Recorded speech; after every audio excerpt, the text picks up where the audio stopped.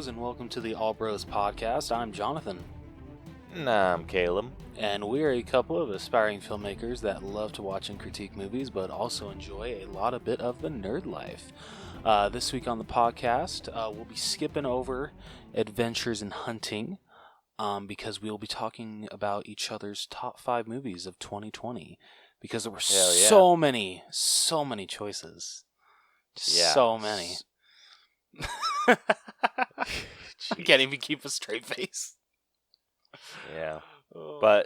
We're not just skipping over Adventures in Hunting. We are killing it off completely, kind of. But in a good way. It's in a better way. It's going to get better. Yeah. We'll get into it. Yeah. But so after that, we do not have any new trailers to talk about. And we'll also be talking about some changes coming to that as well. Big changes coming here at the All Bros, and I think you guys will be excited for it. Happy New Year, everyone. Yeah, Happy New Year. Let's hope 2021 is at least somewhat better than 2020.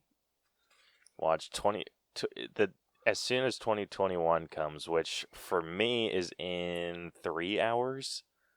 Oh yeah, sure. Or almost 2.5. Yeah, something bad's gonna happen. I don't know what, but I know it's not going to be good. They're going to skip COVID-20, and it's just going to be COVID-21. Probably. Yeah. But, yeah, so after all that good jazz, we go over the changes that we have in mind. We will be jumping into our main event of the evening, which will be our breakdown of the newest Pixar movie, Soul, which, if you guys haven't seen it yet, stop listening to... Well, okay, you can listen to our top 5 movies of, the year and shit, but don't listen to the breakdown because y'all need to watch this movie. We don't want to spoil it for you because it's just that good. Go watch it on Disney Plus right now. Yeah. I mean it. And we'll give you plenty of time to exit this and go watch the movie before we spoil anything. Yeah. But I mean it. Go watch it. I'm watching you guys. Anyway, hell yeah. Before I make any more threats, what do you say we get started? Let's do it. Every day, we're surrounded by media. Books, movies, art, music, games, apps, podcasts, etc., etc. With this constant bombardment, it's easy to miss great media gems in the chaos. But fret not. You've come to the right place, my friend. I'm Jason, and I love media. I invite you to check out the Mixed Media Forest podcast, the podcast where I trudge through the forests of media to find hidden gems for you, the listener. Every episode of Mixed Media Forest is chock full of fun, reviews, nostalgia, positivity, news, rants, stories, and recommendations about all things media. Again, that's the Mixed Media Forest podcast, created on Anchor Podcasting app and available everywhere fine podcasts can be found. Give it a listen. It's what all the cool kids are doing. All right, so Caleb, do we want to talk about the changes first, or do we want to talk about our top 5 first? Let's just talk about the changes first. Okay, sounds good. Would you like to explain these changes that we have coming to the All Bros? Hell yeah. So, with the new year, we decided to kind of overhaul the podcast a little bit. Not really change the format completely. We're not suddenly going to become a sports podcast because we're still freaking dipshits when it comes to sports. We're going to overhaul, kind of make our system a little bit more streamlined, a little bit better, we feel. So the first change that we're making, Adventures in Hunting is going away. So for those of you that are wondering what the hell is Adventures in Hunting, welcome.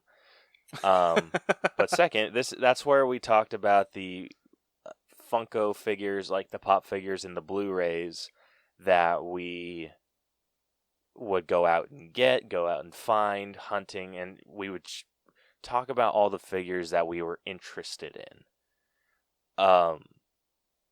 So the way that this segment is evolving, it is transitioning to a little segment that we're going to call Funko Focus. So instead of bringing up every single freaking pop figure that has been released or announced for that week, we are going to narrow it down to our top figure that we liked or enjoyed seeing. So it's just going to be the one, and we'll talk about we'll kind of just do a quick overview of all the other kind of figures that are coming out. But with that, it's also evolving on the social media side, because we're going to be posting everything that comes out. So instead of it just being the ones that we talked about, it's just going to be as many as we can fit into an Instagram post. Yep. And then talking about Blu-rays is going to change into 4K Spotlight. So since we only get 1, 2, maybe 3 Blu-rays in a week, we're just going to talk about the one that we're most excited for. We'll try to do different ones. So it's more kind of like a pop of the week and then a Blu-ray of the week, but we each get to choose one and talk about it however we want to. But yeah, again, on social media, we're going to be posting everything that comes out, so you guys can still look forward to that.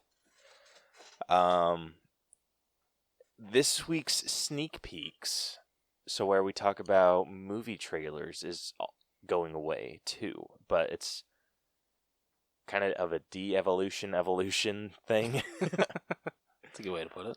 We are bringing back Through the Wall, but instead of us talking about everything in news and everything in trailers, it's just going to be our highlight of the week. Like, if there's a movie trailer that we see that freaking blows our minds, we're going to talk about that. And if there's like a news item, because we miss talking about the news. We do. Yeah, like I think we missed a lot of good shit when it came to like Disney's Investors Day and whatnot. You have no idea how much I wanted to share how over the freaking moon I was when they finally confirmed that Haley Steinfeld was playing Kate Bishop. Hell yeah. And I think that could lead to some interesting conversation. So, again, we're going to limit it to one item between us. Yeah. So, yeah, that's what we'll do. We're bringing back Through the Wall, but also evolving it.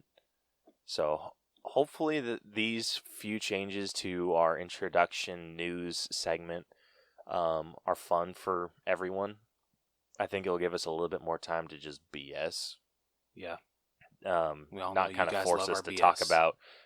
Yeah, and not kind of not force us to talk about each individual figure and be like, oh, this is what was cool about it. This is the pose it's in. These are the colors. It's just going to be like, no, this is my favorite figure that came out of this announcement week, and these are all the other figures coming out. But it's just going to be like a general overview. Like we got some more Marvel pops, we got some more DC, we got some more whatever. Yeah. And we'll get more into like the anime for you anime fans and some other figures too. But like we said, it's all going to be on our social media posts. So you guys can still look forward to that. Yep. Also, the main event is also going through a big overhaul.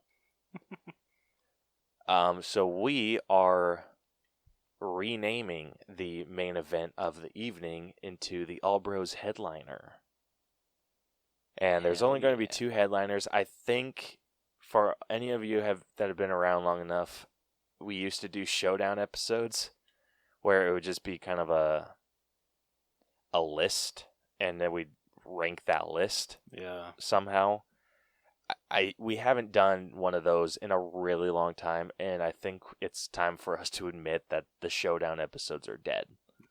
Unfortunately. And but we're still going to be... Well, I was going to say for the Sorry. time being. No, you're good. I just feel for the time being with us, like not being able to record with each other, it kind of makes it harder to do the showdown episodes. I feel it was a lot easier when we were both in the same room. Yeah. So we're doing away with showdown episodes, at least for now. They may make a comeback like Through the Wall, but I mean, I wouldn't put money on it. I'll put $5 on it right here. I'm just kidding. Jeez. Yeah, so we're not doing showdowns anymore, but we are going to continue to do breakdown episodes. Obviously, duh, that's our whole shtick. Yep. And we are also going to continue to do Dreamcast episodes every once in a while, just to kind of spice things up. We haven't done one in a while. It's just because there's been a shit ton of movies that have come out that we want to talk about. Yep. So that's how it's evolving. And another way that this is evolving with the breakdowns, we are not going to come up with the scores on the spot anymore. We have a page on our Excel sheet called the debate page, which you guys can go check out. Website, tinyurl.com/theallbros. And we have all of the movies that we're going to be talking about in that page. We were going to we were going to use it for movies that we've seen that we weren't going to do breakdowns on, just so we still have those scores, but that didn't end up working out how we planned. Yeah. So Rose is going to put in his scores for the movie that we're going to be breaking down. So in this instance, it was Soul. So he put down his scores for it. I put down my personal scores for it, what I thought the movie deserved, and then it averages out to the score that we're going to be throwing into our algorithm. So our combined scores are going to make up the overall final grade for movies. And so when we start recording, we already know what the movie's going to get. Yep. I already know what this movie's going to score. Rose doesn't. I want it to kind of be a surprise for Rose. Yeah, I don't. Yep, don't know anything. All I know is my scores. That's all I know. Yeah. So this way, we don't spend so much time talking about numbers. We can get more into the meat of the categories that we grade. What we loved about it, what we hated about it, what life kind of more or less justify more or less justify our score to you guys. Yep. Yeah, so, and we'll start it off, just say, oh, this category got this number, and this is why. Yeah. So just kind of make us a little bit better critics, hopefully, maybe. We'll find out. We'll see. And also make it a little bit more fun with guests, too, because I think we confuse the hell out of guests sometimes. Yeah. So as much I as they think don't this want will to make admit it a it, I'm little sure bit we easier. do. Yeah, so I think this will be a much better system, hopefully. And if you guys hate it, let us know. Message us, DM us, hit us up anywhere. Like, we will freaking listen. If you want us to go back to the old way of doing it, we'll go back to the old way of doing it. But if you just say, oh, this sucks, and don't give us constructive criticisms on why it sucks, we're probably going to tell you to go to hell. Yeah, we're going to keep doing it the new way. Yeah, so be constructive. Let us know what we can be doing better. Don't just put us down. Don't be a dick. Oh, shit. Yeah. So, anyway. And then when there's like a situation where maybe me and Rose vary like really highly on a score for something, I have who is the one that jacked it up. And so we can argue amongst ourselves on a number, and maybe we can even change a number. Yeah. There we go. So yeah, it's just more so we're not sitting there being like, oh, this, what do you think, blah blah blah blah blah, and like, oh, I'm sitting around this, blah blah blah. It's just we already know. Yeah. So hopefully it makes our breakdowns a little bit more enjoyable to listen to. Guess we'll find out. But we're still going to be continuing Question of the Week. We're still continuing all of that stuff. That's just how our show is evolving in the new year. 2021 is a updated Alden Rose podcast. Yeah, boy. And don't worry. So it might be a week or two before it changes, but the main event song or intro or whatever you want to call it, the one for the main event, our intro is going to stay the same. We're still going to show a promo, and we should freaking promote that more. If you have a promo and you want to send it to us, we will put it in the next show. It's seriously first come, first serve, and I cycle through them. So once you send us your promo, it's going to be in our rotation for the next ever. Yeah, so send us your promos. The Elbros channel at gmail.com. And so we'll continue to do promos, and then we will continue to do, or we'll be changing the main event intro song when we can come up with a good idea. So it's going to stay the main event for a little bit until we can change it to the headliner. We'll call it the headliner. The song we'll call it a main event. It's just going to be a confusing time for everyone until we figure our shit out. So yeah, those are the changes that we're making. Yeah. So now I hand it back off to you, Rose. Well, thank you. Shit. Okay. So after that amazing explanation, what do you say we talk about our top 5 movies of 2020? Let's do it. All right. So, Caleb, do you want to go first with your... Okay, do we want to rank 1 to 5 or 5 to 1? How do we want to do this? That's tough. I have no idea. I feel we should go 5 to 1. That's just me. 5 to 1? Yeah. Okay, I can definitely do that. Okay. Do you want to start or do you want me to? I'll start. We'll finish with your number 1. Okay. So my number 5 is actually one that surprised the hell out of me. My number 5 is Mulan. Really? Yeah. Shit. I actually enjoyed the hell out of this movie. And wow. Okay, and granted, so this is going to be one of our first episodes in February, so freaking come at me. I expect a lot of people to come at you. Yeah, probably. If you're going into it expecting a shot-for-shot remake of Mulan or the exact same Mulan story, you're going to go in disappointed. Lion King. Excuse me. If you can let go of the fact that this is a different Mulan story, it's not bad. Okay. There's a lot of things that they set up in this world that you like what's that called? There's a lot of disbelief in this movie, so you kind of have to be a little forgiving of that. But once you let go of that, it's a fun movie. It's really well done. I enjoyed the ever living hell out of it, so that's why it made my number 5. Okay. Very, very nice. All right. So, what is your number 5? Number 5, I have Sonic the Hedgehog. To me, this was probably the biggest surprise of 2020. Because, with the whole redesign, everyone hated the first design, so, they did all that they could to remake it. The design looked fantastic, but I feel people were still really hesitant on if a Sonic the Hedgehog movie could work, and I feel they pulled it off very, very well. I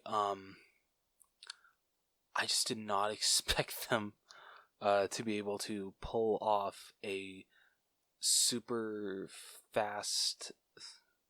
I'm butchering this, I'm sorry. I did not expect them to be able to pull off a super fast hedgehog in a freaking movie as well as they did. I thought this would only work in a video game, but no, it works in a movie. Jim Carrey is... I feel like everyone loves him as Eggman. I liked him. he's not like the Eggman I know until like the end credits. I love that part when he actually looks like Dr. Eggman. That was freaking fantastic. So I can't wait to see what they do with him in the sequel.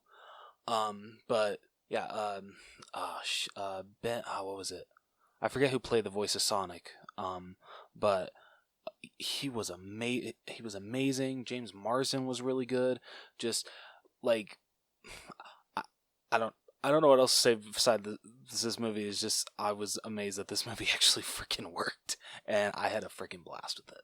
So that is my number 5. Absolutely. Ben Schwartz is who you're Ben thinking Schwartz, yes, thank you. Fantastic Sonic, amazing. Yeah. All right. Next up, number 4. So my number 4 is actually going to be The Five Bloods. Oh, okay. The Netflix movie. Nice. Very nice. That was one that I wasn't expecting to enjoy as much as I did, because I'm not really into war movies. I'm not either. Not the biggest fan, but this was a really good movie, just kind of sharing a lot of the history that we may not know, and some of the struggles of what that history has left behind. So I enjoyed the hell out of it. Chadwick Boseman, fantastic, but you can't argue with like the old men at that time. You can't. Of that movie. They were so good. If you have not seen this movie, if you have a weak stomach, probably would hold off. But it was an amazing, there's a lot of freaking amazing blood. movie. Like, holy shit. Yeah. What did The Five Bloods end up getting? We gave The Five Bloods like a very strong B+. It was seriously 0.2% away from an A-. So if you guys trust our rating system at all, go check it out. Yes, please do. It's pretty good. I think Caleb liked it a little more than I did. I still really liked it. But it for me it's not a top 5 movie of the year, but I can absolutely understand why it made your top 5, especially number 4. Yeah.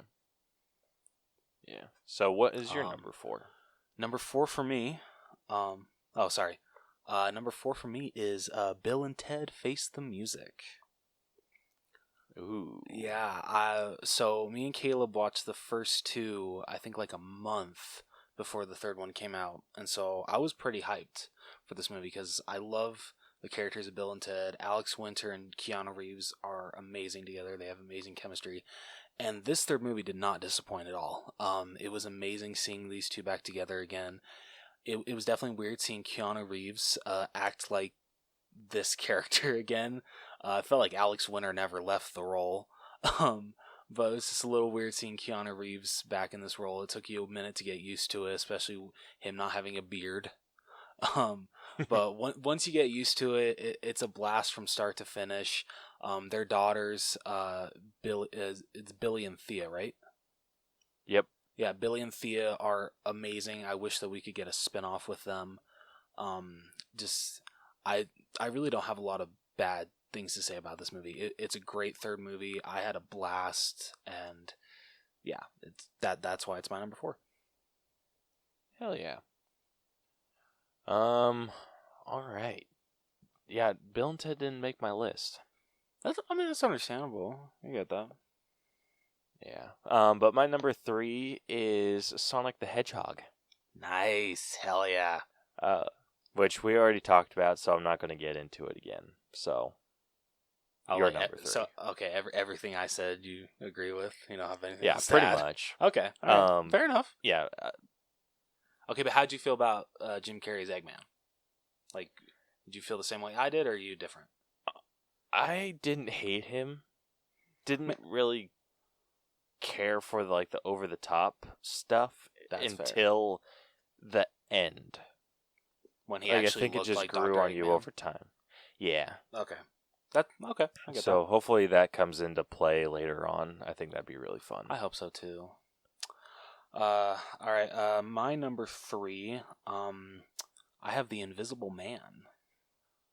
I freaking loved this movie. This is a great horror movie to me. Oh shit, I forgot the main actress's name. Do you remember off the top of your head? Elizabeth Moss. Elizabeth Moss, thank you.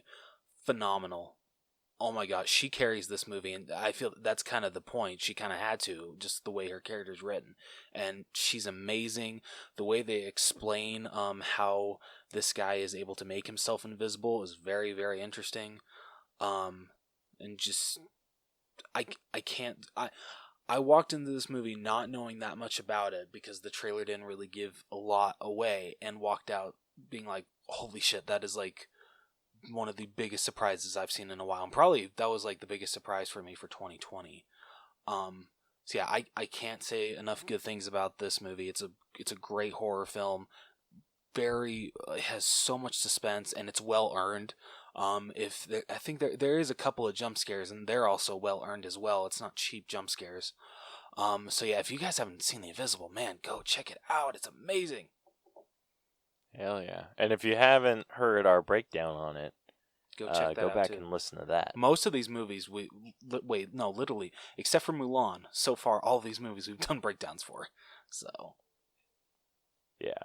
But, like we said, we'll do Milan in February. Yes. So, it's not that far off. Yeah. All right. So, we're on number 2. Yes.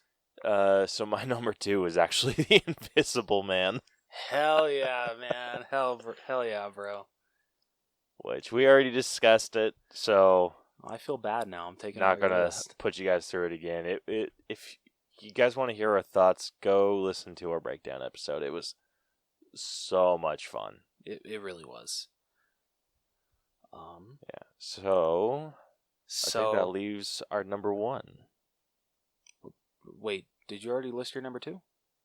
Yeah, my number 2 is The Invisible Man. Oh, okay. So I still got to list my number 2. Oh, yeah. Sorry. Wow, What's your number 2? Rude. Sorry, jeez. I'm just kidding. I'm kidding. Okay, so I kind of I kind of tossed around because you know how we had 2 Pixar movies this year, Soul and Onward, and I loved them both. But I thought you know, what movie kind of had more of an impact on me? What more movie do I feel I'm going to actually revisit more? And actually, my number 2 is Onward. Because shockingly, Wow. I know. I freaking loved Onward. What's amazing is that Onward made me cry, but Soul did not. I got close with Soul, but I did not cry. And usually, I've cried in every single Pixar movie. But I didn't in Soul, which really surprised me. I mean, maybe with a second time through, I might. But just the dynamic between Barley and Ian is amazing. I mean, I never had a brother growing up. Caleb's the closest thing I've ever had to a brother. So even though like I'm not able to relate to that, I still love the hell out of this movie. I think the story is really good, and the ending takes you by surprise of the kind of twist that they give you. You expect it to go one way, and they're just like, psych, we're going this way. And the way that they go is amazing. I actually okay, it sounded like someone just shot off a gun here. Sorry. But I did not expect them to go the way that they did, but I love that they did. And just, yeah, people consider this, I feel some people say that this is just kind of like an okay Pixar movie. To me, this ranks pretty high for them. But yeah, so Onward is my number 2. That's a great number 2. Yeah, so if you guys don't know, we did a breakdown on that episode, or if we did a breakdown on that movie as well. Didn't we have a special guest on that one? We sure did. We were joined by Laura Beth from the 20 Fun podcast. So go listen to that episode, and also go check out Laura Beth's show. Yeah. I think it's at 20 Fun Pod. I think so too. And she actually just graduated college, so. Yes, she did. Yeah. So congratulations, Laura yeah. Beth. Jinx, you owe me a Sprite. Whatever. We're so out of sync. Doesn't count. All right, let's hear your number one. All right, my number one is The Hunt. Shit, no, really. I freaking awesome. Loved that movie, dude. I freaking loved the ever-living shit out of that movie. It was so freaking fun. It really was. It just so wild. It was just it's like strapping into a freaking roller coaster. It is really so good. We did an episode on this movie as well. I personally would have given it a little bit higher. What do we give it? Of a score? People are gonna have to go listen to that breakdown episode if they want to hear it. Oh yes, I'm sorry. Yeah, but it didn't score as high as I wanted it to. No. But so much freaking fun, dude. So much fun. I have so much good things to say about that movie. It's one that scored average, I would say. Okay. But I think my enjoyment of the movie freaking just skyrockets it for me. Yeah, okay. So yeah, that's why Fair it's enough. my number one of 2020. Fair enough. All right, so my number one of 2020 is, and Caleb, I haven't, he will not hear me shut up about this movie. But my number one is The Prom, which was the Netflix original movie that... Shut up, okay? You still need to watch it, bitch. Hell. Shut up. You still need to watch it, bitch, okay? Yeah, I know. But this movie made me remember why I freaking miss acting. Because I used to do drama, musical theater, and this made me freaking miss it. It's a great musical, great acting. I know James Corden got a lot of shit for being a straight man playing a gay character. I can't say anything on that. But I feel he did a really good job. That's just my opinion. But Andrew Rinalds, Meryl Streep, Nicole Kidman. Jordan Key. Wow, I almost said Jordan Key. Keegan Michael Key. Wow, combining. I was gonna say wrong one. Just the cast is amazing. The songs are amazing. The message is amazing. Like the final number, I can't stop listening to that song because it gives a message that you really wish could be the norm in this day and age, and I truly hope that one day that we can get to that. So yeah, I can't say enough good about this movie. Please go watch it. I'm gonna finally shut up about it, Caleb, even though we will be doing a breakdown of this movie in February. And bitch, you need to watch it soon so I can finally talk to somebody about it. Yeah. Dude, I can't believe people are giving James Corden shit for playing a gay dude.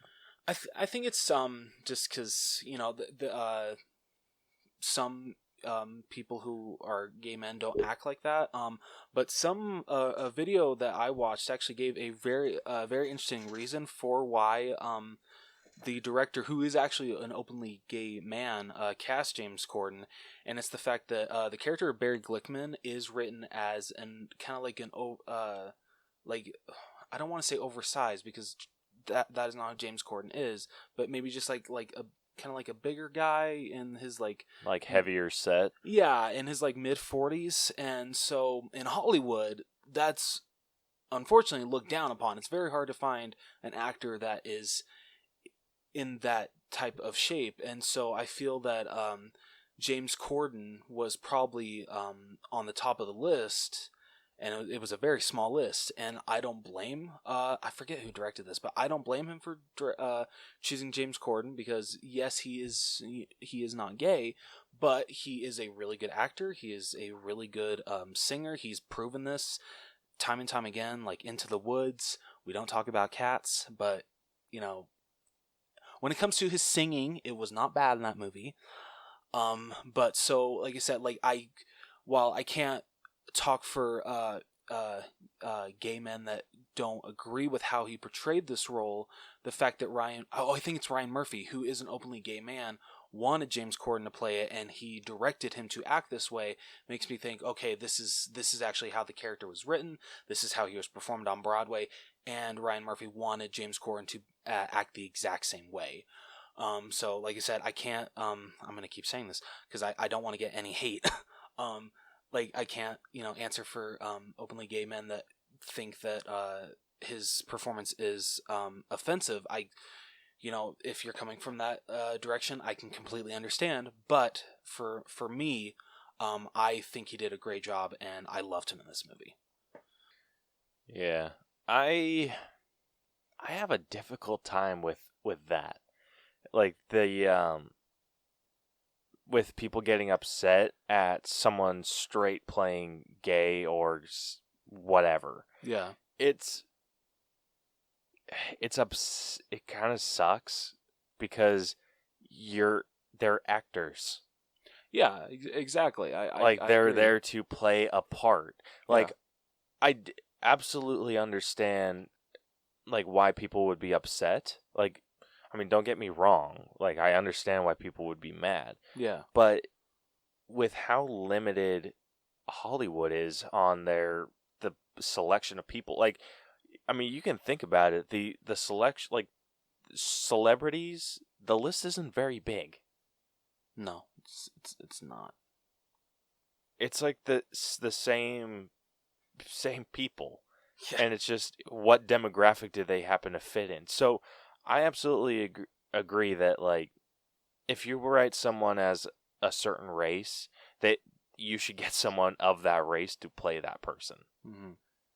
But when it comes to the sexuality of a person, whether it's a gay man playing straight man playing gay, whatever, I think it should be more focused on who's telling the story, not who's portraying the story. Yeah, no, I absolutely agree. So it's kind of and I know I'm probably going to sound like a bigot saying this, but a gay man was telling this story. So he wanted the guy to be James Corden's character to be a bit more flamboyant. Otherwise, he probably would have told James, "Hey, dial it down." Yeah. See, exactly. That's not James's fault. Yeah, and I've seen how Barry Glickman acts on in the Broadway show because the actor that played him while it was on Broadway is an openly gay man, and I from what I've seen, I do see the big movements. Stuff like that. So I feel James Corden took a lot of inspiration from that, and I feel that's what Ryan Murphy wanted him to do. I just feel people are kind of mad that even though maybe some openly gay men do that, it's just I don't like that it's coming from a guy that is straight. But it's not. Is what I'm getting at. Yeah, no, coming. I absolutely agree with you. The portrayal is coming from James. Absolutely. You can't dispute that he's freaking on screen. Yeah. But it's not coming from James. James didn't decide to do that. He got cast in a role and was probably directed to do that. Exactly. And it's the same with other people. With I know Scarlett Johansson was getting a bunch of shit for, I don't think she ever did it, but she was supposed to portray a transgender person. Oh shit. Okay. But she was catching a lot of shit saying, and I think she gave up the role and said, no, a transgender person should be playing this. And yeah, okay. I don't know who is directing it, but I do feel if it's who's telling the story. Yeah. I feel you should only really be I don't think that either of us I don't think either of us could tell a story of an African American man, or no. Sorry, I know we're not supposed to say that anymore. That we couldn't tell the story of black men. Yes. Or we couldn't tell the story of like Asians and their struggle. Like I don't think we could tell those types of stories. No, because I think we could definitely tell stories using black men. Yes. But I don't think we could tell the story of like a struggle or whatever because we've never lived that. We don't understand it. Yeah, exactly. So I think with stuff like that, if whoever's telling the story is portraying a struggle, I think they should have some knowledge, some firsthand experience of that struggle. Mm-hmm. So like with Scarlett Johansson, I don't know it. I don't think the director was transgender, so I don't think that he was the right person to be telling the story.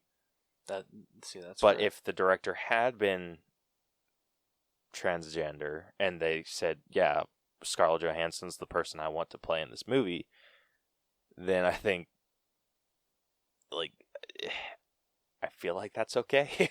Yeah, no, I could be wrong, but again, this is coming from a straight white dude. So, I mean, and this is all personal opinion, guys. We're not trying to offend anybody. This is just how we feel on the subject. Yeah. So before we dig ourselves into a bigger hole, I don't think we're digging ourselves into a hole. I feel we've given good reason why we feel about this, and yeah, but our opinions aren't super strong because we aren't part of that community, but we support those that are. Yes, absolutely, we do. Like, you all are amazing for having the courage to come out, and I absolutely applaud you, and I just truly hope that when you did come out that you were accepted and loved, and it honestly breaks my heart seeing people that, especially like what happens in this movie when people are rejected, shunned, just written off just because they are interested in someone that is the exact same sex, and it truly breaks my heart. That should never change how you feel about someone, and I'm starting to tear up a little bit. Can we please move on to the next subject? Yeah. So, if you want to let us know that we're being bigots and want to tell us that we're wrong in our opinions, feel free to do so. Yeah. We're not going to argue. Yeah, we're not. But yeah. All right, Caleb, what do you say we jump into our main event of the evening? Don't you mean our headliner? Oh, our headliner. Gosh damn it, I already effed it up. Wow. Okay. Shit, Rose, come on. I'm sorry. What do you say we jump into our headliner of the evening? I say, let's make it happen. All right. Time for the main event. It's main event time. Let's play a game. All right, so with this week's All Bros headliner, I'm going to start saying it like that. Do it. Hell yeah. Okay, cool. I got your approval. So with this week's All Bros headliner, we'll be talking about Disney Pixar's newest film, Soul, which started streaming on Disney Plus last week on Christmas Day. And I actually watched it on Christmas Day. I caught up on a lot of streaming movies I was behind on Christmas Day. I don't know about when did you watch it, Caleb? I watched it on Tuesday. Okay, I think. Nice. Yeah. But before we get into the breakdown, we do have a question of the week that we posted. Thank you for butting in with that because I almost forgot. Yeah. So we posted a question on social media and asked, what is something or your spark that makes you unique? Kind of has to tie into the movie. But anyway, we got a few responses. So starting off on Instagram, we got a response from our good buddy Jason over at Party Naked Pod, or from Shit Happens When You Party Naked at Party Naked Pod. And he said, I have 3 testicles. American dream. American dream. Oh, I love it. Dude, Jason always hits us with something freaking hilarious. does. Like, We anytime I freaking see love you, Party man. Naked Pod replied, I'm like, oh, this is Better- going to be great. Better brace yourselves. Oh, yeah. So, thank you, Jason. Now Yes, everyone knows thank that you. you have 3 testicles. Hell yeah. Dude, you're living the dream of like 95% of males in this country. So What? I'm just kidding. The hell's wrong with you? Oh, a lot, as you've picked up over the years. All right, next up, moving over to Twitter, we got a response from the Royal Mumble podcast, at Mumble Royal. I love it. They said, my ability to compare anything in casual conversation to retro wrestling / sports. It's very specific, but at _Trudell_ knows what I mean. I love it. And I don't know what else to say to that except for I love that. I think it's kind of similar to our ability to compare anything to a movie. Okay. So, if that's the When case, someone's that's even like starts- freaking better. I love you even more now. Yeah. Dude, I do that so often when someone's sharing a story and I'm like, oh, it's kind of like this movie. And they're like, kind of, but this is really my life. And I'm like, oh. Yeah. I mean, duh. But, yeah, that's a very specific thing to know how to do, but Good on you. I mean, That's you. fantastic. Yeah. All right, next up we got a response from the Victims and Villains podcast, at Victims and Villains. And he said, it has a stigma around it. My spark is mental health and making the conversation real and authentic. All right. Yeah. That's a cool spark. And if you guys have not listened to Victims and Villains, do it. Yes, It go is check a them out. freaking amazing show. I love it. But yeah, so go check it out, please. But yeah, I think that's a very important spark to have. I think absolutely it's agree. That's a really good I think mental health is something that people struggle talking about, and I think if it feels like a forced or a conversation, or not a conversation, if it feels like an interview, I think it could feel awkward. When it feels like a conversation, that's when it's like amazing. Yeah. So thank you, Victims and Villains, for your response. Thank you so much. All right, then the last response we got is from Much Talk About Nothing, a movie podcast, at MTAN Podcast. Okay, if you really quickly, sorry, I just want to point out, I really want to know, if you guys are listening, is your podcast kind of like a play off of Much Ado About Nothing? I really want Much to to know. do about nothing? Yeah, I think it's a Shakespeare play. Ooh, that is a very good question. So if you guys are So, listening, hopefully please we- reach out and let us know. Because if Message it is, us on. that's awesome. Well, I mean, message us on Twitter, obviously, Yeah. because that's where we're reading your response from. Yeah, so let us know if that's where you got the wordplay from Much Ado About Nothing. Yeah. All right. So they said, I, at the Grant Ingram, am a podcast host, which isn't that unique, but I'm also in my late teens. I'm good at making deals and finding guests, and I am told I have a very good voice for it. Not going to argue with that. My spark is talking to people. I love every minute of it. Thank you for the opportunity to share. You're so And- you're so sophisticated for only being a teenager. Damn. A late teen. Yeah, okay, late teen. Like, damn. Yeah. Yeah, he's really good at talking. Really good with guests. Kind of makes, like, when you compare it to how we are with guests, very awkward. I mean, but we're just awkward and we just people like in general. struggle through. Yeah, we are. I mean, it's authentic. That's true. I mean, it's not honestly, like we're pretending to be awkward. No, like sometimes we're awkward to each other. Shocker, right? Oh yeah. But yeah, I kind of admire the people that don't have a hard time communicating with people, because I am not a good communicator.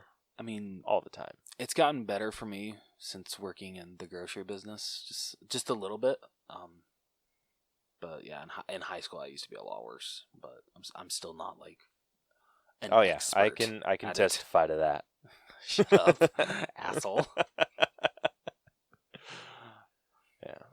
All right, but that's all the responses that we got this week. So thank you everyone for your responses. Thank you so much. Excellent answers, as always. Absolutely. All right, getting into this breakdown finally. So we have split, if you guys are new to our breakdown system, we have split movies into 8 different categories that we individually grade to come to a final All Bros letter grade. And the 8 categories that we grade are story, writing, acting, character development, effects, music, costumes, and then we give it our own personal grade at the very end.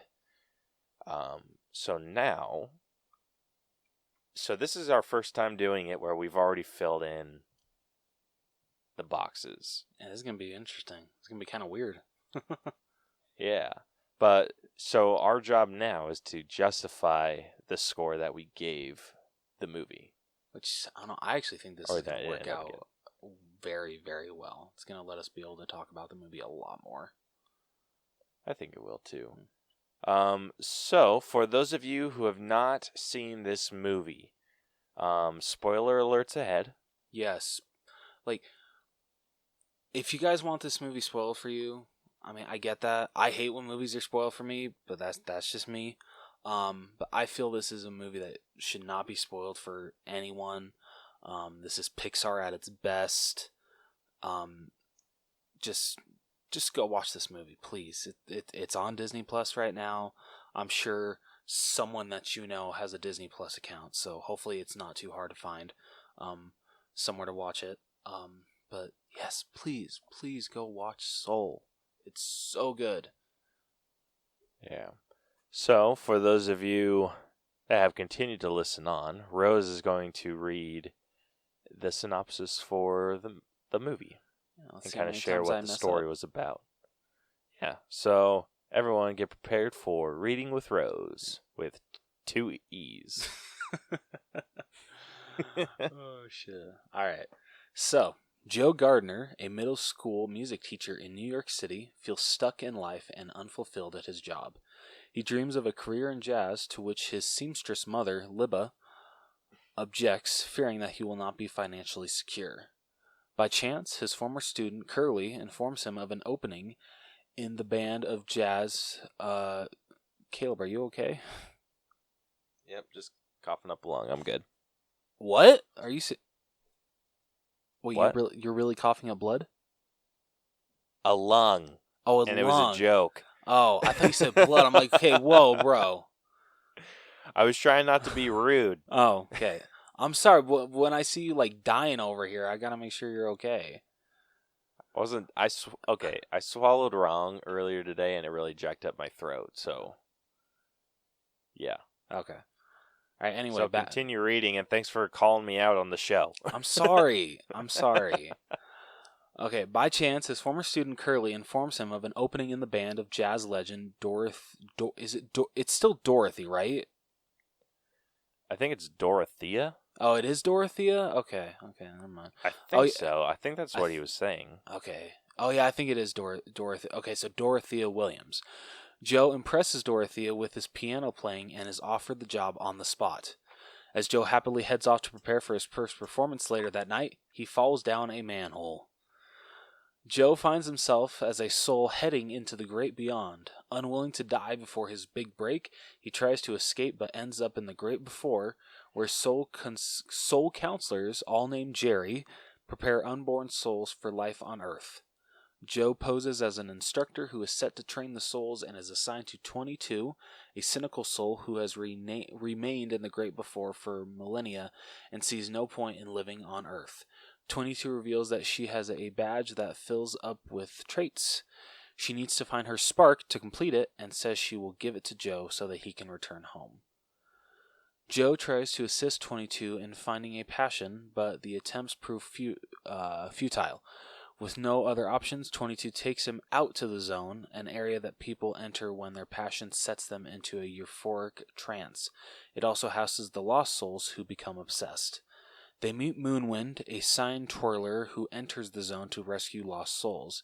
He agrees to help Joe return to his body, and they learn that Joe has been in a coma since his fall. Joe excitedly hops back to Earth but accidentally brings 22 with him, resulting in 22 entering his body and Joe ending up in the body of a therapy cat. Meanwhile, Terry, an accountant designated to counting souls headed to the great beyond, finds the count off and convinces the Jerrys to let her go into Earth to search for the missing soul. 22 and Joe escape the hospital. Initially frightened, 22 settles into Joe's body and finds great enjoyment in the little things in life. They head to Joe's apartment, where Connie, one of Joe's students, arrives to tell him that she is quitting the band. Before leaving, Connie plays a passionate trombone solo, stunning 22, who convinces her of the talent she has and that music is for her. Happy, Connie thanks Joe and leaves, having changed her mind. They next go to get a haircut, where 22 holds a deep, poignant conversation with Des, the barber. After 22 rips Joe's pants while bending down, the duo goes to see Libba to have it fixed. Joe reconciles with his mother, who finally accepts Joe's passion for music and offers him his late father's old suit. Before Moonwind can restore Joe, 22, who experiences an epiphany and decides she must find her purpose on Earth, refuses to proceed with the restoration. As she flees with Joe tailing behind, Terry catches up and brings both back to the great before, where 22 realizes that her badge has been filled out. However, Joe insists that the badge came from his experiences and tastes. Angry, 22 tosses the badge at Joe and disappears into the zone. Joe learns from a Jerry that instead of a life's purpose, a spark simply means that a soul is ready to live. Joe heads back to Earth and has a successful first performance with the Dorothea Quartet. The experience, however, does not turn out to be as fulfilling as Joe expected it to be. Worse, he is expected to replicate the same underwhelming experience night after night. Realizing his senseless and selfish ways with 22, he decides to go back to help her. Inspired by the objects 22 collected while in his body, Joe plays the piano to enter the zone and look for 22, who is now a lost soul. He tries to return her badge, but 22 remains hopeless and broken. Using a small maple seed that 22 had kept, Joe convinces her that she is ready to live, and she returns to normal. With her badge back, 22 finally enters Earth, with Joe accompanying her for as long as he can. As he prepares to head into the great beyond, Joe is stopped by a Jerry, who tells him that he has inspired them and will give him another chance at life. Joe accepts and returns to his body on Earth, now ready to live and appreciate a happier, more relaxed life. Okay, now that we've spoiled the whole movie, Caleb, I want to get your opinion because... So I watched... do you watch Nostalgia Critic at all? I do, but just on some of the older movies. Okay. I don't watch his reviews of movies unless I've seen them. Okay. So I haven't watched the one on this okay, one no, yet. I was wondering, because he reviewed Soul to finish off Disney December, what he does every year. And the way that he reacted to the ending of this movie, he felt alone. And I actually do agree with him. I feel Joe should have gone to the great beyond. I feel that he should not have gotten this second chance. I feel that when after he had finished playing that set, and he realized that maybe this is not as big as I thought, and then earlier on in the movie he finally realizes that actually maybe the life that I thought was horrible actually wasn't that bad. There were it was the small moments that made it a life worth living. Like his dad introducing him to jazz, how his mom was there for him, the impact that he had as a teacher on his students, like that student Curly reaching out and saying, "Hey, like I know how much of a big jazz player you are. You were the only reason that I went to music class because you were such a great teacher, and that's why I'm still in the business." And he was giving him his big shot, and just seeing those little moments, seeing how they actually made his life worth living, I feel that, and this is just me kind of being blunt, that you don't get a second chance to live. The life that you live, that's the life that you got to live. And I get that Joe was able to surprise them, but I feel that the fact that towards the end, after he gives the emblem to 22, he's finally accept that, okay, I lived the life that I was supposed to. I'm happy with what I got. I think I'm ready to move on. But the fact that he actually gets a second chance, and it seems like he's kind of hesitant for a minute, but the fact that he does take it, I don't know, I'm a little hesitant on it. I feel that it should have been his time. What do you think? I do agree with you that the second chance at living was a bit of a... I think it could have ended with him entering the Great Beyond. Yeah. But I don't think Disney was willing to be like, okay, yeah, he just died. Okay, fair enough. So, hey, I mean, but that would have been like a good life lesson for kids. Like, okay, hey. that's fair. I personally would have gone the route of maybe making him becoming what was the term for the people that help? Oh, a mentor. The souls. Yeah, I think they yes. should have offered him a position as a mentor. Because the Nostalgia Critic actually pointed that out too. He would have either loved to see him actually go to the Great Beyond or see him become a mentor. Yeah, I absolutely agree with you. I would have loved to see that. Yeah, I think that would have been a little bit better. Like, have him kind of be the mentor to help souls that have a hard time finding their spark. Yeah, they need just like a little bit more of a push. Yeah. I would have preferred that. Yeah, no, I can absolutely agree with that. Okay, so I'm glad to hear that we both kind of agree that the whole second chance thing was kind of, it came out of nowhere for me. I'm just like, wait, okay, like I get that he surprised you guys, but that's kind of bullshit. Nobody gets a second chance at life. Yeah. But then you also got to think he didn't like die the second time. Okay, I mean, fair enough. That's he went to the zone and then he was offered, because you got to think, if he would have taken the Great Beyond thing, he would have just died at his piano. Okay, that's a good point. That's a very good point. Yeah, and I think Pixar or Disney, whoever's idea this was, Pixar. I'm assuming. Yeah, I think they wrote themselves in a bit of a tough area. A little bit. That they weren't ready to handle. It's like, shit, do we actually tell people that once you die, that's it? Like, sorry, like there's no way getting off of that Great Beyond train.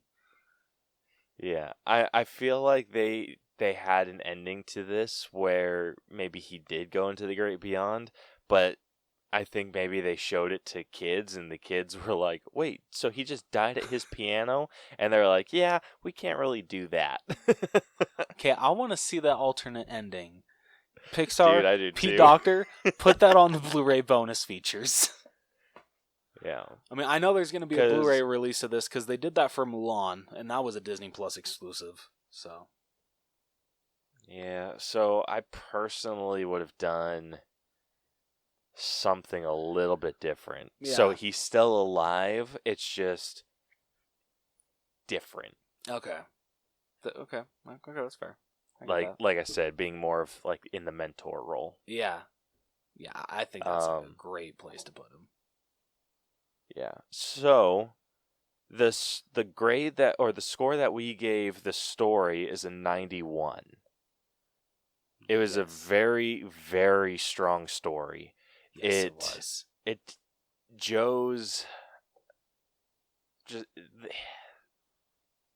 I loved like one of the things that they talked about was with Dorothea. It was a moment between Joe and Dorothea. It was just after the performance, and he was saying, I thought I would have felt different. And then she shares this story of a fish, and she's saying, and there's this fish, and he's just like, I want to go to the ocean. I want to go to the ocean. And then another fish comes along and says, this is it. And he's just like, this is what? And he's like, this is the ocean. And he's just like, no, this is just water. I want the ocean. And that little story freaking stuck with me like crazy. Really? Because I'm like, it's true. Like,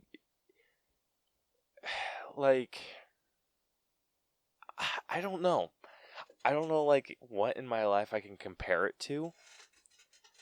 It's just, like, okay, here's this.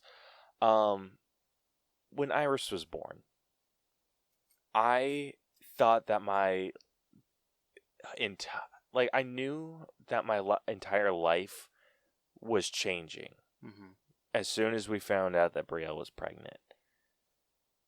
And I was expecting, like, when Iris was going to be born, that it was going to be some magical, like, some switch had flipped. And it was just like, okay, now everything is different.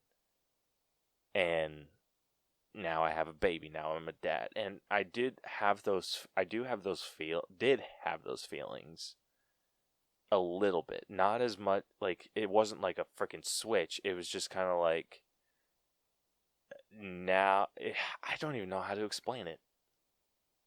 It's just kind of like, when she was born, it kind of felt like nothing had really changed. It's just now she's outside. Okay.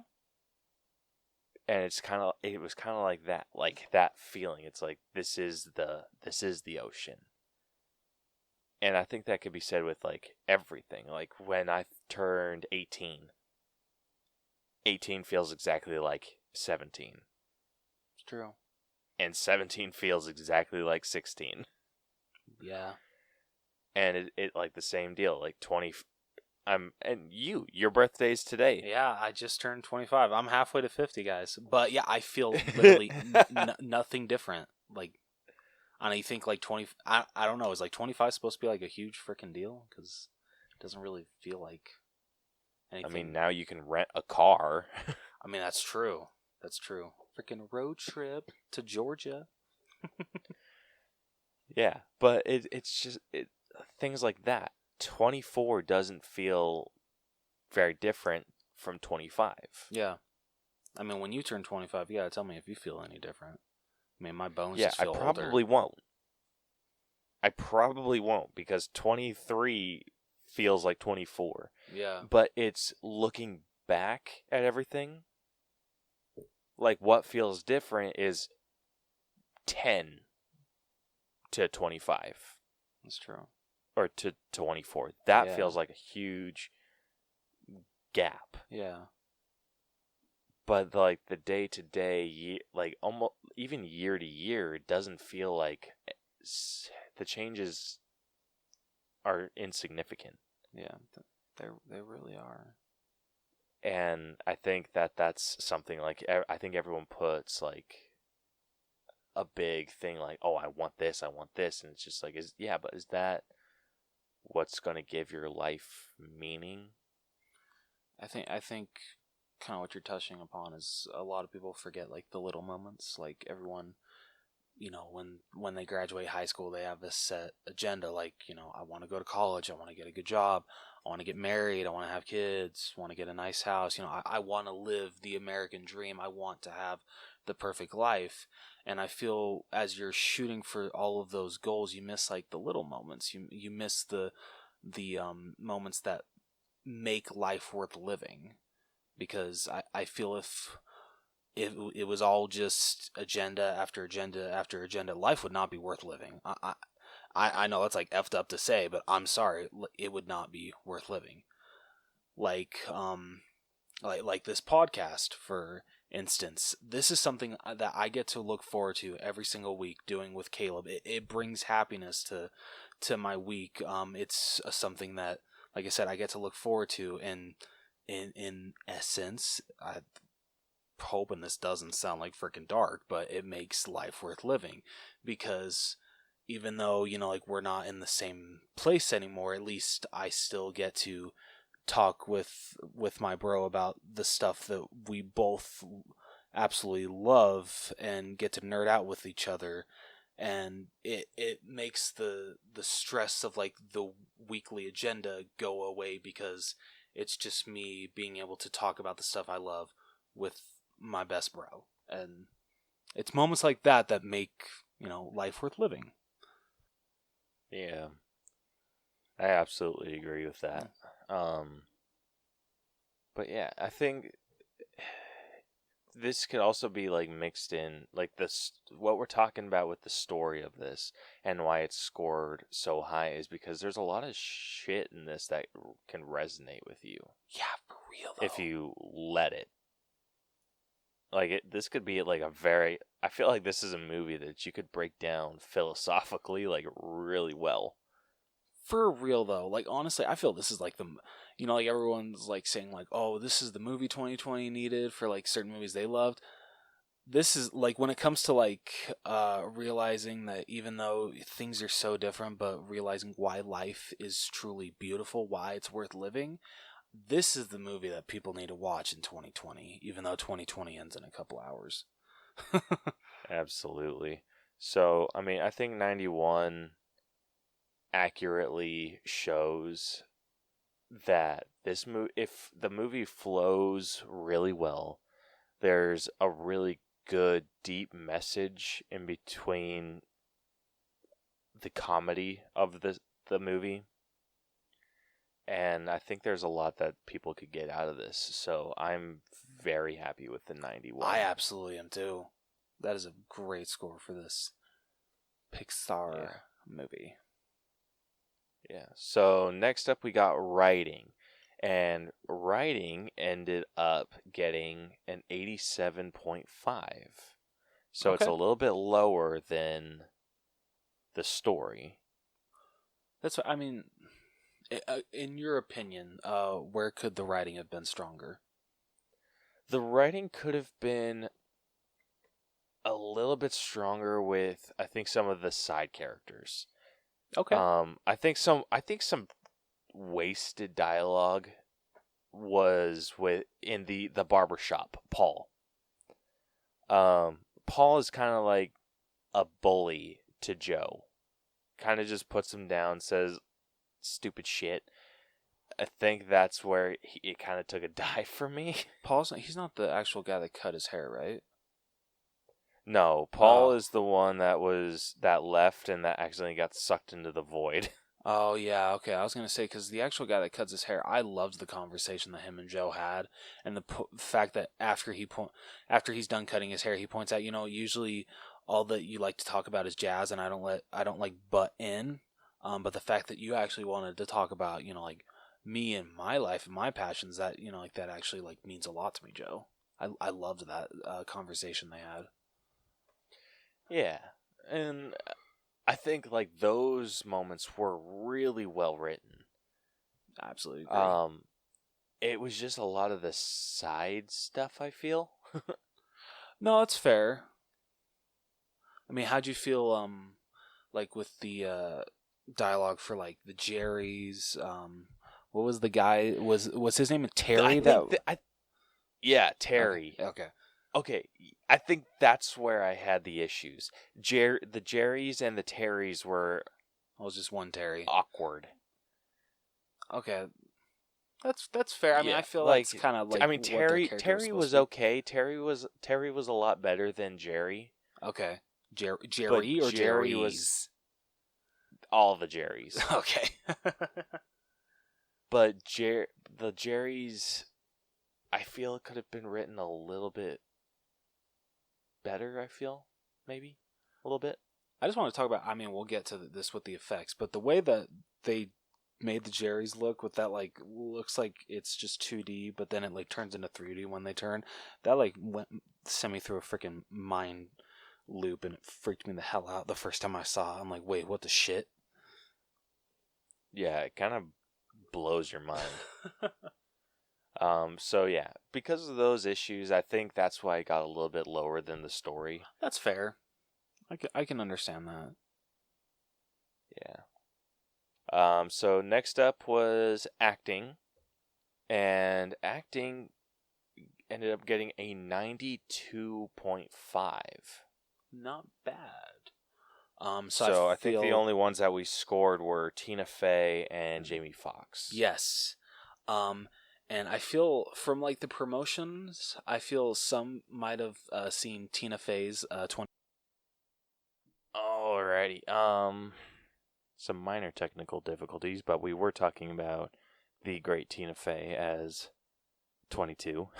Yes. Oh shit! Gosh damn it! Rose, quit breaking shit. I'm sorry. It's my elbow. Blame my elbow.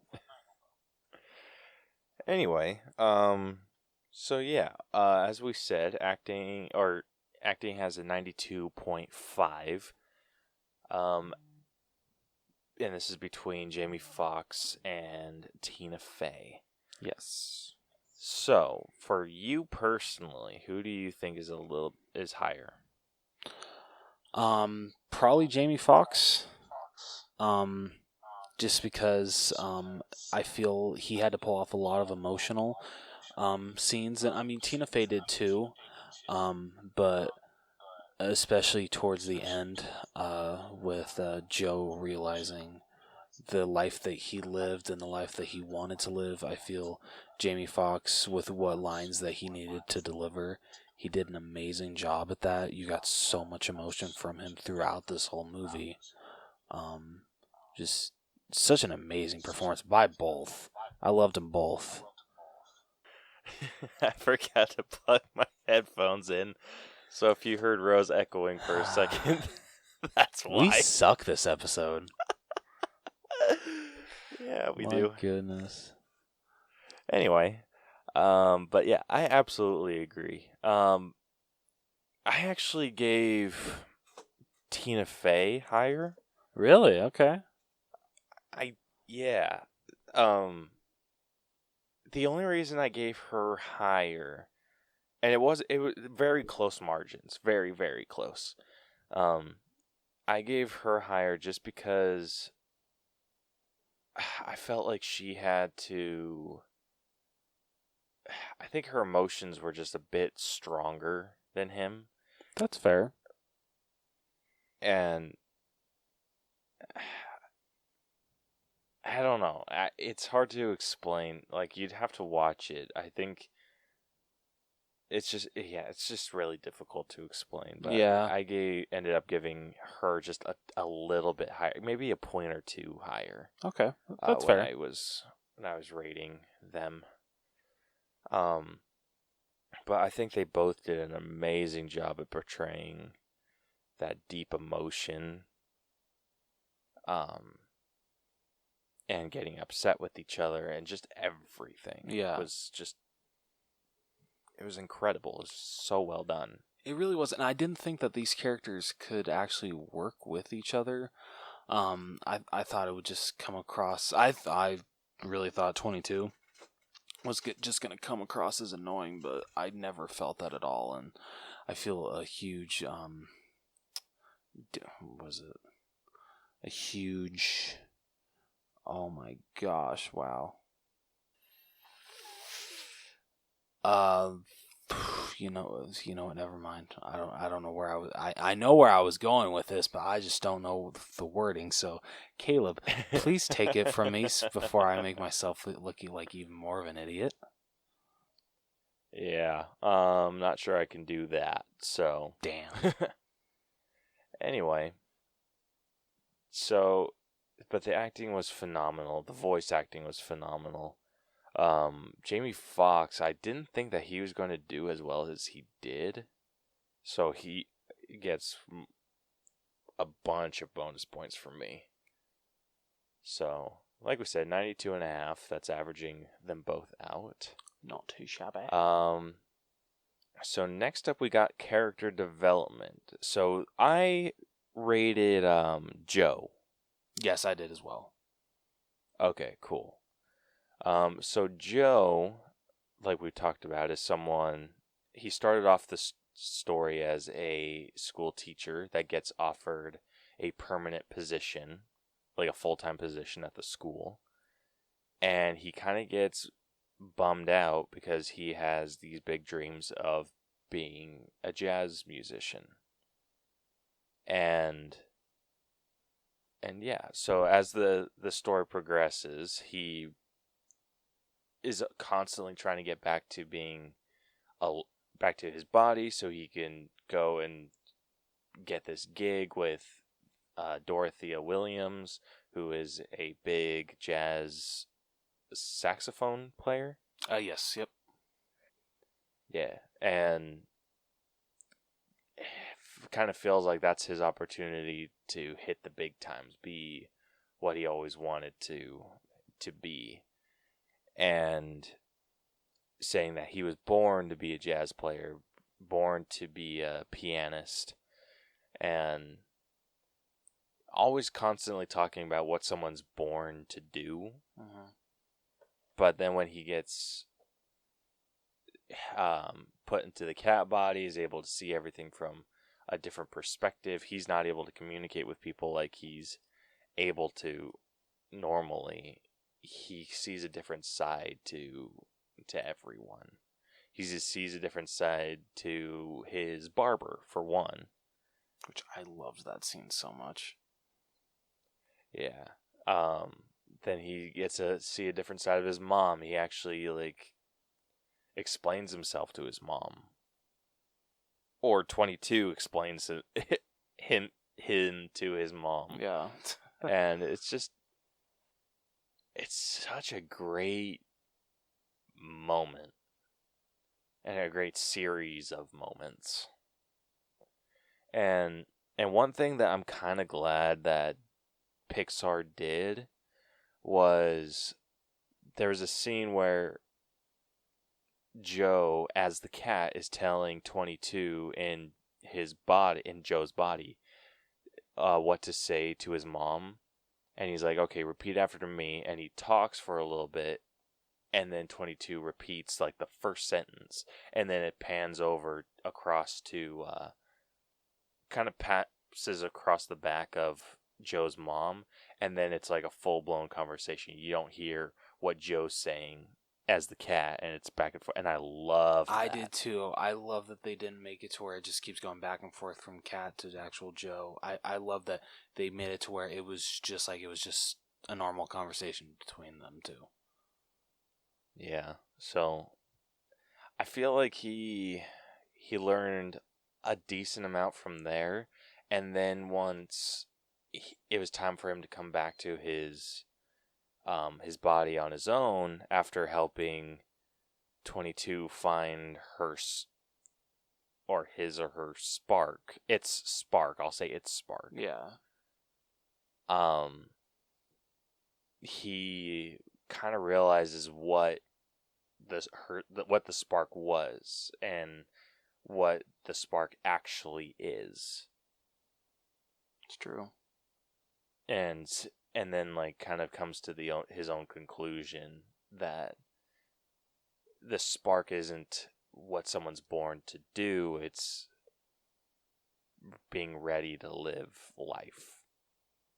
which is profound. This movie has such a feel. great message. It's an amazing message. So, yeah, so character development ended up getting a 90. I don't think by any means it's a perfect development. It's not a perfect character development. No, but everywhere that they take Joe as a character makes sense. You could see his character going those places, and just, I don't know, just towards the end when he realizes the whole, maybe my life wasn't what I wanted it to be, but the way it turned out and those little moments made it worth living. And I just loved that part of the development. Yeah, so he becomes a better person, better understanding of life and what life actually is. Yeah. I feel. Mm-hmm. And again, going back to that story that Dorothea told him, and him thinking, oh, I thought I would feel different. And she's just like, well, you're not. You're not going to feel different. Yeah. Like, this is it. Like, yes, you achieved something that you were always going after, but you're still living life. Like, this is it. This is life. You just got something different going for you. And I think that was a moment of clarity for him. I absolutely agree. So, like we said, character development got a 90. Just because I think Joe's development is well above average. Yes. It does have some. I feel the reason it didn't get higher was maybe because there were moments where maybe there was just leaps in the development or things that he chose to do. Mm-hmm. So. But, I mean, that being said, it wasn't bad at all. It was fairly amazing. No, I absolutely agree. Yeah, so next up we got effects, which is one of our highest scores for this movie. It is sitting at a very comfortable 98.5. Okay, Caleb, I want to know why you did not give the animation 100. What the shit, bro? Okay, the reason I didn't give it 100, and what did I end up giving it? I gave it a 97. Oh, rude. And the reason I gave it a 97 was because of Joe's cat. What's wrong with the or cat? the cat. There was just, I don't know. It was just, something was odd about it. Like the movement. And I can't put my finger on it, but the way that Joe moved as a cat bothered me. Well, I mean, it's a human trying to move as a cat. Of course it's going to be I understand that. different than I absolutely cat moving like a understand cat. that. It's just, I don't know. All right, okay. I'll never let you. I I'll never let you live can't- this one down. But I know. I hate myself for it, but there's just something about the movement that just didn't sit right with me. And like there were moments, like a majority of the moments were really well done. It's just that it was just like when they're walking down the street, just something doesn't sit right with me, and which is kind of got under my skin a little bit. I'm just like, what is off? And I like that's what I honestly narrowed it down to. I'm just like, it has to be the cat. Like I don't know what else it could be. okay, all right. So yeah, but it's seriously a 2.5 points away from being a perfect score. But still, it's not a perfect score. Yeah, but anyway. Don't mind me, I'm just being a little bitch. So yeah, sitting at a 98.5. And honestly, it's only sitting that low because I can't get over the freaking cat movement. The fact that it's that, honestly, I can justify it because that's just so freaking funny that you can't get over the way that Joe moves as a cat. So I can accept your score just for that reason alone. Yeah. But we were pretty much in agreement with the music. Oh, okay. I think you gave it a perfect 10. I ended up giving it a 9. Okay. And so it averaged out to 9.5, but we round down. We do, So it's sitting at the music's sitting at a 9, and the music was phenomenal. To me, jazz is one of the most soothing, if not the most soothing types of music. Like, if I'm like feeling stressed or just going through a lot in life, I can turn on some jazz and just all of my troubles just flow away, and it's amazing. Just I don't know what else to say about jazz. It's just such a beautiful category of music. And the way it's done in this film is remarkable. Yeah, I think the reason that I didn't give it a perfect 10 is because the overall score, so like the movie's score, wasn't super memorable. And That's there was fair. There was a few times where I feel like they could have used some really solid music, and they didn't. Like, Okay. when they're like when they were sailing with what's his name, Moon, I think it is. I forgot. something like that. The freaking crazy hippie dude. So I think I think that's just what brought it down for me. I think Okay. that it should have had a really amazing score that's memorable, but the rest of the music was just on point. So, yeah, it's sitting at a 9. Going over to costumes got a 7. Okay. The costumes I feel were above average, but overall they weren't anything to write home about. Yeah, exactly. Yeah. I mean, yes, Joe's like classic like black turtleneck looked great on him. It worked for his character, but I don't know, it's nothing like eye-popping.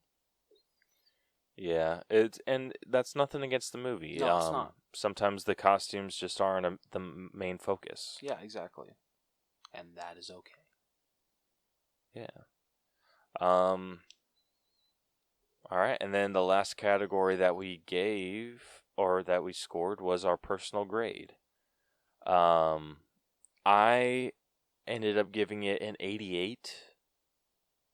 I thought it was really well done, but just comparing it to other movies that I've seen, it's not quite at the 90 range. So I've put it at an 88 because I'm an asshole.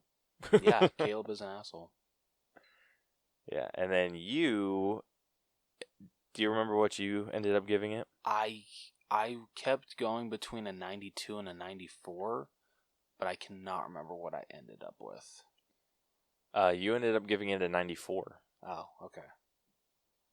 Yeah, so you want talking about that? And So justify that? yeah, so like I said, I kept like going between 92 and 94. I was at 95, but then I'm like, okay, you know what? It's a great Pixar movie. There are some problems I have with it, so I'm just gonna knock it down a little bit. But then I knocked it down a little more, and I was like, wait, you know what? No, let's push it up to a 94. And I think a 94 is very well deserved for this film. I can understand where Caleb's coming from. It has its problems, but overall, I feel this is Pixar at its prime. It's a return to form for Pixar. Pete Docter once again directs an amazing movie for this company, and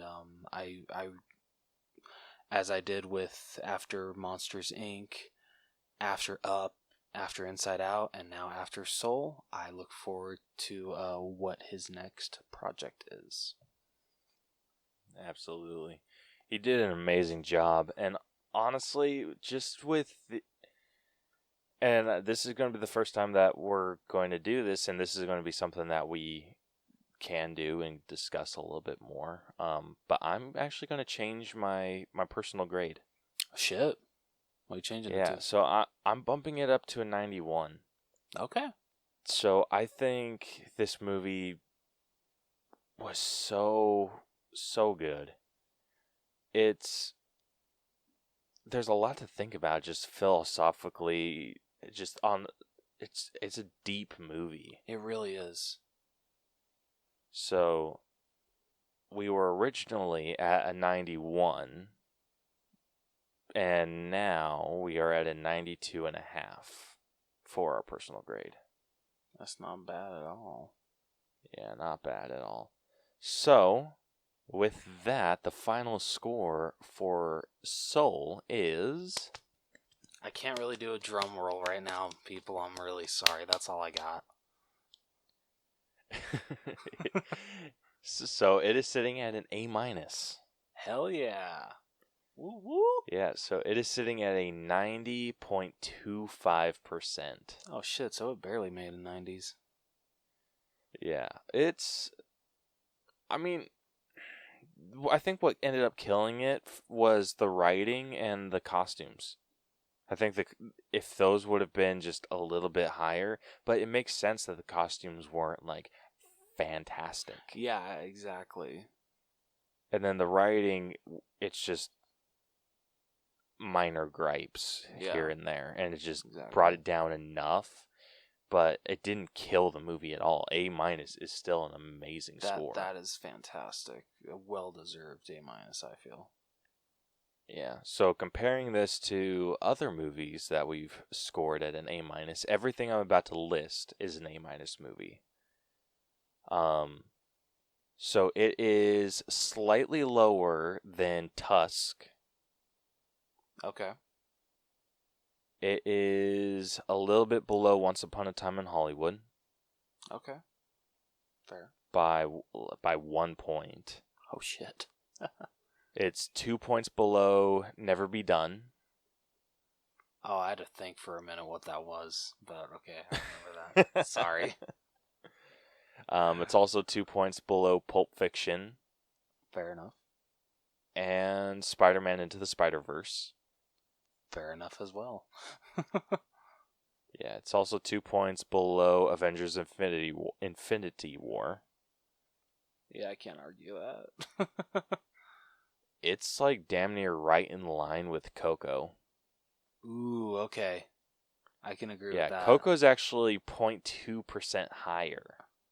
That is absolutely understandable because I feel Coco is a little bit of a better movie. Yeah, it's 0.4% lower than Little Women. Okay. I need to watch that movie again. Yeah, it's like it's 0.1% lower than 1917. Oh shit! Damn, that is super Yeah. close. 2 points lower than A Beautiful Day in the Neighborhood. 2 points below Joker. 3 points below Room. Okay. And it is perfectly in line, like exact same score as Us.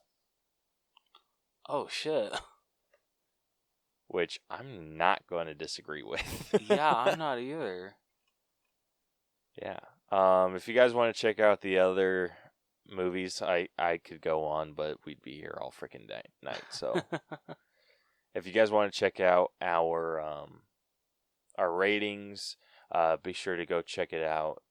Should be a link to it on our website, tinyurl.com/theallbros. Links will be in the description.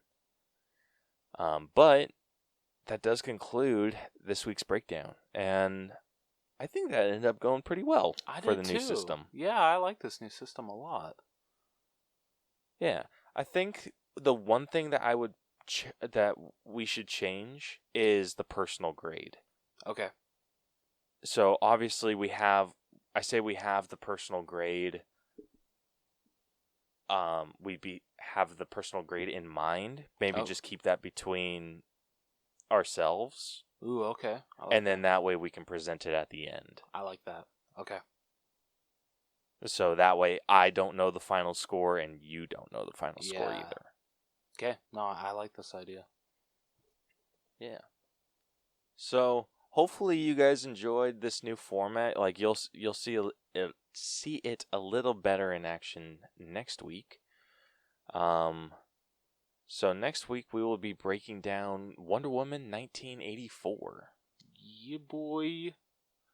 Very interested to see how this movie is, considering that critics were like raving about it, and it was like at like in the high 80s on Rotten Tomatoes. But once the review embargo lifted for just like regular moviegoers, it like dropped to what, like a 60 something.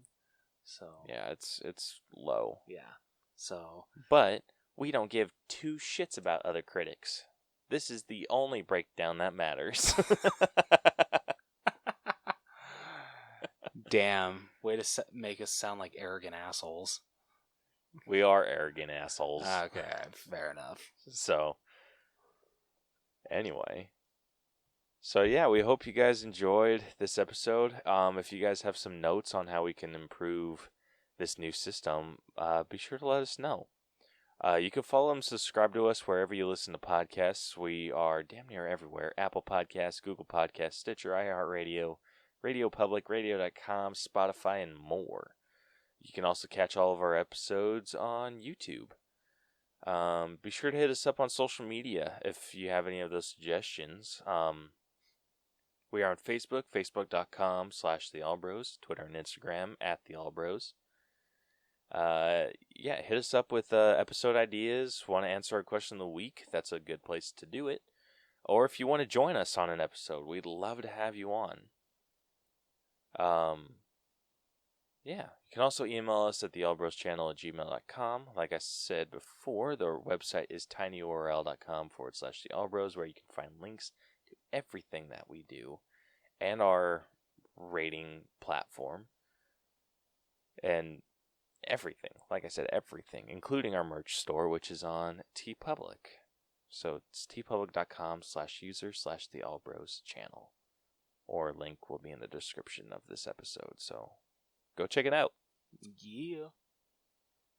Yeah. So like I said, next week we're doing Wonder Woman 1984. And we look forward to doing that. So until next week, this has been the All Bros Podcast. I'm Caleb. And I'm Jonathan. And we'll catch you guys next week. Deuces. So long. Happy New Year.